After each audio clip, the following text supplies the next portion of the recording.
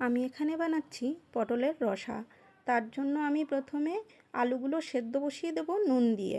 তারপরে এখানে একটা মশলা বানিয়ে নেব, টমেটো, আদা, কাঁচা লঙ্কা, শুকনো লঙ্কা ও 1 চামচ জিরে। এবার পেস্টটা করে নিলাম। এবার কড়াইতে সরষের তেলে আমি পটলটা নুন হলুদ মাখিয়ে রেখেছিলাম, সেটা আমি ভেজে এখানে তুলে নেব। তারপরে কড়াইতে আমি গোটা গরম মশলা একটু থেতো করে ফোড়নের মধ্যে দিয়ে তারপরে বাটা মশলাটা আমি এখানে দিয়ে দেবো নুন হলুদ দিয়ে।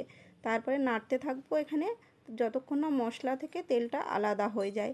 তারপরে সেদ্ধ আলু ও পটল দিয়ে নাড়াচাড়া করব। করে আমি সেদ্ধ করা আলুর যে জলটা ছিল সেই জলটা দিয়ে এখানে আমি ফুটিয়ে নেব 2 মিনিট ঢেকে। তারপরে ঢাকনা খুলে ঘি দিয়ে আমি এখানে নামিয়ে নেব পটলের রসা। নমস্কার, রাধে রাধে।